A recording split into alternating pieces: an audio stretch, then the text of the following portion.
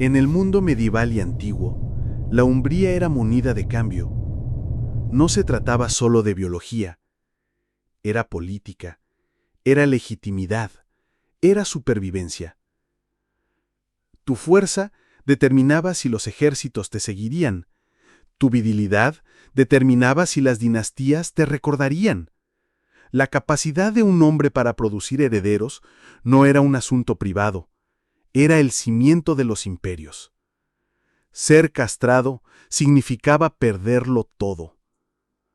Un eunuco jamás podría engendrar hijos. Nunca podría continuar un linaje. Nunca podría reclamar autoridad a través de una herencia familiar.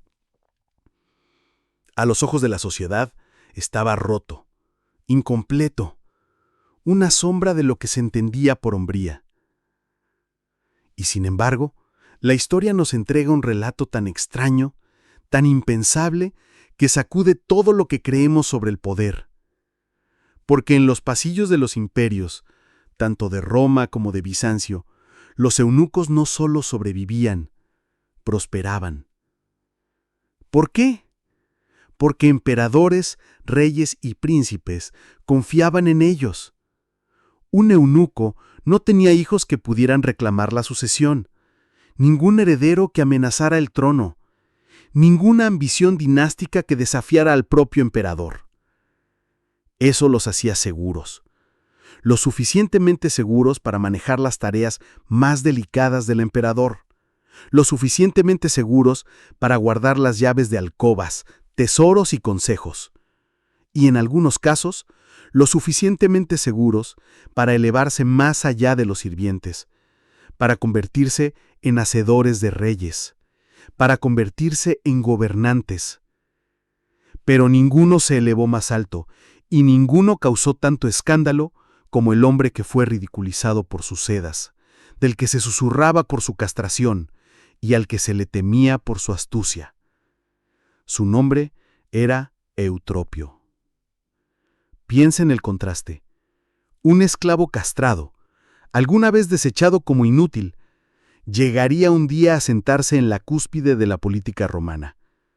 No era un general con cicatrices de batalla, no era un noble con linaje antiguo, ni siquiera era un sacerdote bendecido por la iglesia.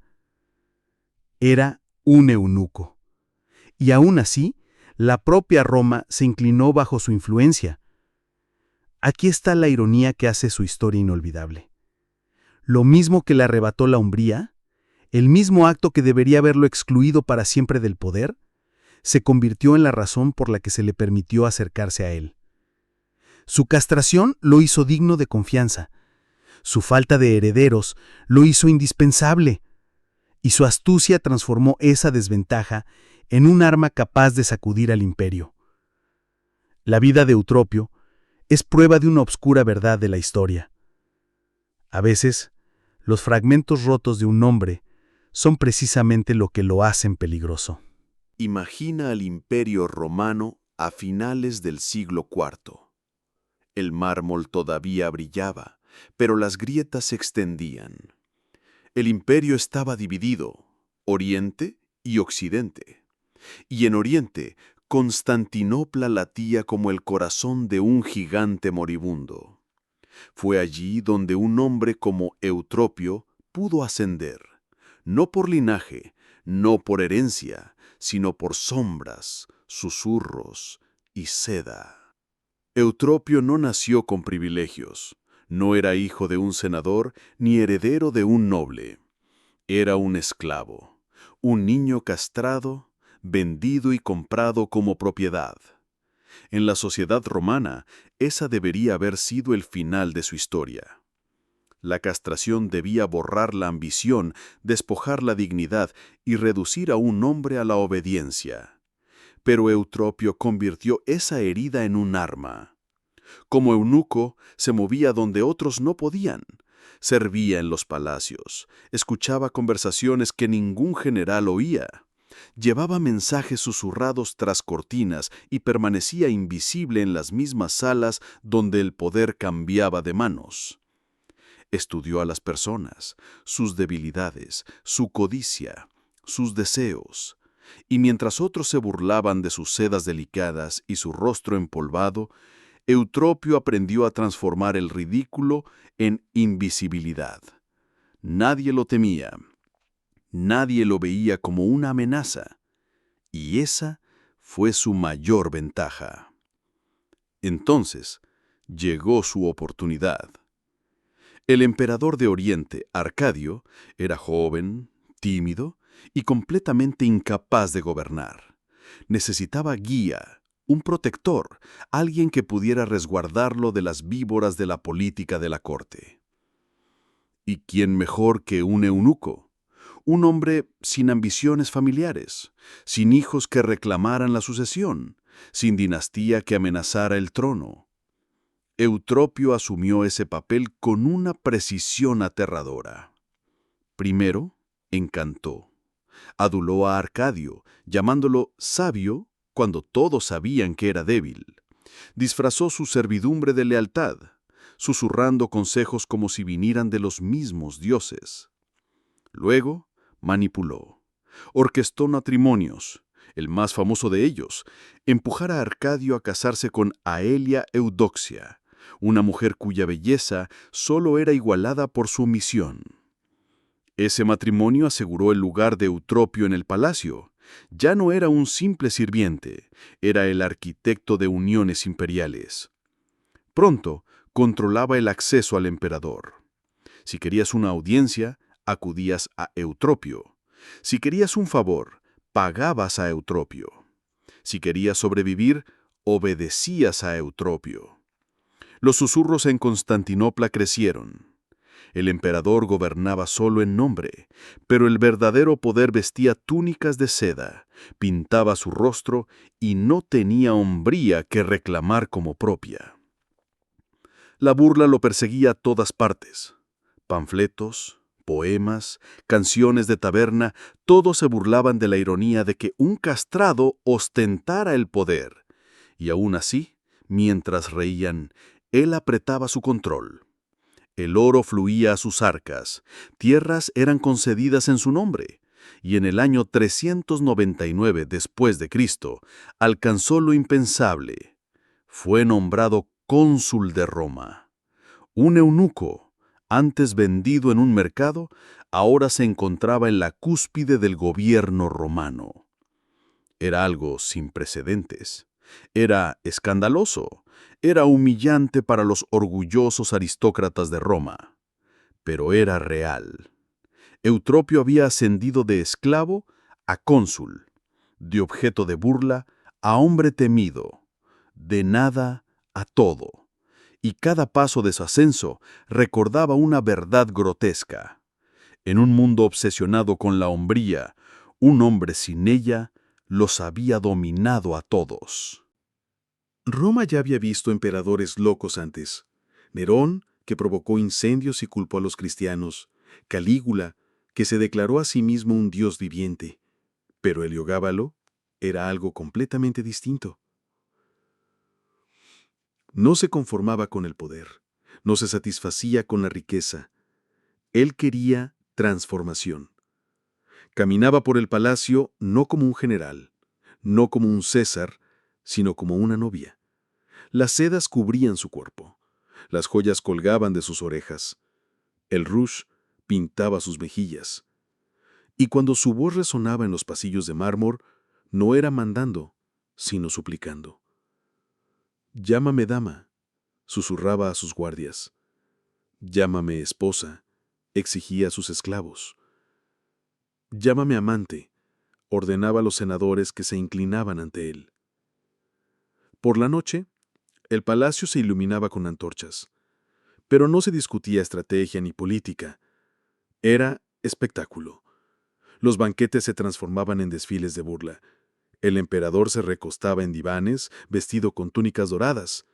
Los generales, endurecidos asesinos de la frontera, eran obligados a servirle vino como meseros. Y cuando la risa llenaba la sala, no era de alegría, era de desprecio. El emperador de Roma se había convertido en un actor en su propia corte, y su audiencia era todo el imperio. Pero el momento más impactante Llegó cuando recurrió a los médicos. Les suplico, les prometió montañas de oro, si podían abrirlo en carne viva y darle el cuerpo de una mujer. Roma no tenía tal ciencia, pero la sola idea se extendió como fuego salvaje, desde las salas del Senado hasta los barrios más bajos. La gente susurraba. El emperador ya no quería ser un hombre. Y cuando ofreció fortunas a cualquier hombre dispuesto a ser su esposo, los susurros se transformaron en indignación. ¿Cómo podía el gobernante del mayor imperio sobre la tierra, descendiente de guerreros, vestido con un traje de novia, rogar a desconocidos que lo desposaran? En Roma, la masculinidad era autoridad, la virilidad era legitimidad. Sin ella, no eras un hombre. Y sin ser un hombre, no eras digno de gobernar. Y así, la pregunta comenzó a crecer, en el Senado, en el ejército, en cada rincón de Roma. ¿Cuánto tiempo podía sobrevivir tal espectáculo? ¿Cuánto faltaba para que la burla se convirtiera en traición? Y la traición, en sangre. Por un tiempo, Roma toleró el espectáculo. Se reían, murmuraban, susurraban detrás de sus copas de vino. Pero la risa es un sonido peligroso, porque la risa, repetida el tiempo suficiente, se convierte en desprecio. Y el desprecio en Roma siempre estaba a un solo paso de la conspiración. El emperador podía mandar a los soldados, pero no podía mandar respeto. Cada vez que entraba al Senado cubierto de sedas, los senadores bajaban la mirada, no por reverencia, sino para ocultar sus sonrisas. Cada vez que exigía ser llamado dama o señora, los generales endurecidos apretaban las mandíbulas hasta que les dolían los dientes, obligados a tragar la humillación junto con el vino. Pero tras las puertas cerradas, esos mismos generales afilaban sus dagas, porque lo que había comenzado como burla se estaba transformando en algo mucho más peligroso: furia. Roma no se había construido sobre sedas, se había construido sobre sangre, conquista y hombría. Y a los ojos de Roma, Heliogábalo había despojado al imperio de las tres. Los susurros crecieron en los cuarteles. Los soldados que antes marchaban bajo las águilas, ahora murmuraban maldiciones a la luz de las antorchas. Se burlaban del emperador no solo como de un actor, sino como de una enfermedad. Una plaga que había infectado el honor de Roma. Peor aún, Heliogábalo exhibía sus escándalos con oro. Derramaba monedas sobre sus favoritos, joyas sobre sus amantes y tierra sobre sus aduladores. Cada soborno, cada exceso, abría una herida más en el orgullo de la nobleza romana. Y cada herida pedía sangre. Fue entonces cuando apareció el enemigo más paciente de Roma. No un rey extranjero, no una horda bárbara, sino su propia familia. Julia Mesa, la abuela del emperador, no era una matrona cualquiera. Era una mujer de hierro disfrazada de seda, una estratega que ya había puesto a Heliogábalo en el trono. Pero ahora, incluso ella veía que su reinado se estaba volviendo veneno. Cada día que gobernaba, era un día en que la paciencia de Roma se desangraba más. Así que Mesa dirigió su mirada a otro lugar. Tenía otro nieto, un muchacho callado, disciplinado, prometedor. Su nombre era Severo Alejandro. Y mientras Heliogábalo desfilaba en túnicas y joyas, Alejandro era formado en la armadura y la disciplina. Era el antídoto contra el veneno, la sombra esperando eclipsar el espectáculo. La traición comenzó en susurros. Los senadores escribían cartas selladas con cera, pasadas de mano temblorosa. Los generales se reunían en tiendas sombrías, jurando lealtad no a su emperador, sino al joven que lo reemplazaría. Y los soldados, cansados de servir vino a un hombre maquillado, juraban su lealtad a un futuro César. Pero Heliogábalo, envuelto en sus sedas y perfumes, no lo veía. O quizás se negaba a verlo. Redoblaba sus excesos, exhibía a sus amantes con mayor descaro, organizaba banquetes aún más grandiosos, y exigía no solo los títulos de dama y señora, sino ofrendas como si fuese divino, una diosa en la tierra. La paciencia de Roma se quebró. Ya no era política, era supervivencia. Dejarlo en el trono significaba arriesgarse a que el imperio mismo colapsara bajo la vergüenza y el ridículo. Y así, la burla se filó en traición, y la traición pronto se teñiría de sangre. Imagina la escena: el emperador reclasado en sus divanes, cubierto de sedas, la risa resonando en sus salones dorados, pero fuera de esos muros, en las sombras de los cuarteles, un sonido diferente crecía más fuerte: el chirrido del acero contra la piedra de afilar. Las dagas susurraban promesas, las lanzas brillaban bajo la luz de las antorchas, y los soldados, antes silenciosos, ahora pronunciaban una sola verdad: el emperador no sobreviviría mucho más. Heliogábalo había cortejado el espectáculo, pero todo espectáculo tiene un público. Y cuando el público se vuelve en contra, la función no termina con aplausos, sino con la muerte. El final no llegó con gloria, sino con susurros. No en un campo de batalla, sino en pasillos. No con espadas alzadas contra bárbaros, sino con dagas escondidas bajo sedas. Para el año 222 después de Cristo, Roma ya había visto suficiente. Los soldados habían soportado sus banquetes. Los senadores habían tragado sus humillaciones. El pueblo había reído, luego despreciado y finalmente odiado. Pero la verdadera verduga fue la familia. Julia Mesa, la abuela que una vez lo había elevado al trono, ahora tramaba su caída. No era sentimental, era práctica, y la practicidad exigía sangre. Susurró al oído de la guardia pretoriana. Los hombres que dormían fuera de las cámaras del emperador. Los hombres que lo veían cada noche vestido de novia, que escuchaban susurros exigiendo ser llamado señora y que apretaban los dientes ante semejante deshonra. Los hombres que alguna vez juraron lealtad al César, ahora la ofrecían a otro, Severo Alejandro, el primo menor de Heliogábalo. Todo comenzó en silencio. Menos saludos de los soldados, menos senadores en los banquetes, menos monedas con su rostro circulando. El poder se le escapaba de las manos como arena entre dedos enjollados. Pero Heliogábalo se negó a verlo.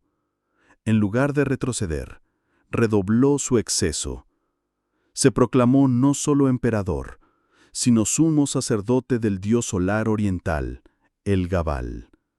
Exigió que los senadores romanos se inclinaran ante una piedra negra, un meteorito sagrado traído de Siria, como si fuese el mismo Júpiter. La paciencia de Roma se quebró. Los susurros se transformaron en abierta desobediencia. Y los pretorianos, los mismos hombres que habían jurado protegerlo, finalmente giraron sus lanzas hacia adentro. En una fría mañana de marzo, Heliogábalo fue convocado al campamento. Llegó cubierto de seda dorada, con joyas brillando en su cuello y rouge recién pintado en sus labios. Pero no hubo vítores, solo silencio, el silencio de hombres que ya habían decidido su destino. Cuando llegó la orden fue rápida. Los guardias lo rodearon. El emperador, antes adorado por esclavos y ridiculizado por senadores, se encontró arañando la armadura de sus propios soldados, gritando por misericordia. Algunos dicen que suplicó perdonado. Otros afirman que luchó como un loco, arañando, mordiendo, gritando mientras lo arrastraban por las piedras. Pero todos los relatos coinciden en algo. Sus sedas se rasgaron, sus joyas se dispersaron y la ilusión de poder cayó con él. Al final, fue masacrado como un animal, apuñalado, estrangulado, abatido en el mismo campamento que alguna vez le juró lealtad. Su madre, Julia Soamías, Intentó protegerlo, y murió con él, su cuerpo arrojado junto al suyo. Pero los soldados no habían terminado. Arrastraron su cadáver por las calles de Roma, sin funeral, sin honor, sin respeto. El cuerpo del emperador, una vez perfumado, pintado, adornado con sedas, fue despojado, mutilado y exhibido como advertencia. Finalmente, sus restos fueron arrojados a las alcantarillas, la cloaca máxima, la tumba más inmunda de Roma, el insulto final a un reinado ahogado en el escándalo. Y así, Heliogábalo, el muchacho que quiso ser novia, el emperador que gobernó con vestido, el hombre que rogó por una transformación que Roma no podía darle, terminó no como un dios, ni como un César, ni siquiera como un hombre. La historia recuerda a sus emperadores en mármol y bronce, estatuas de guerreros con espadas en alto, pechos desnudos, músculos tallados a la perfección. Pero la historia también recuerda las sedas, las joyas, los susurros, porque el poder no siempre ruge con armadura. A veces camina de puntillas entre perfumes. A veces seduce con rouge. A veces esconde sus dagas tras manos suaves y pintadas. Eutropio, el esclavo castrado que ascendió a cónsul, demostró que la hombría no era la única moneda en Roma. La astucia podía ser más afilada que una espada. La debilidad podía retorcerse en fuerza. Y la emasculación podía convertirse en la razón misma de la confianza. Heliogábalo, el joven que suplicó ser una novia, demostró que la tolerancia de Roma tenía límites. Cuando el poder se burlaba demasiado abiertamente de la tradición, cuando el espectáculo reemplazaba a la fuerza, el imperio respondía, no con risas, sino con sangre. Aquí yace la paradoja. Roma adoraba la virilidad como la esencia de la legitimidad, y sin embargo, algunos de sus gobernantes más extraños y escandalosos fueron hombres despojados de ella. Esto nos obliga a preguntar, ¿qué hace que el poder sea real? ¿El cuerpo? ¿La sangre? ¿La espada? ¿O es algo más invisible? La capacidad de manipular, de engañar, de soportar la humillación hasta convertirla en ventaja. Para Eutropio, la castración fue un arma. Para Heliogábalo, fue una sentencia de muerte. Y así, la historia nos deja con esta verdad inquietante. El imperio que conquistó el mundo, que bañó sus calles en sangre, pudo ser gobernado, aunque solo por un instante, por aquellos a quienes el mundo consideraba rotos. El poder no se preocupa por el cuerpo, solo se preocupa por la supervivencia.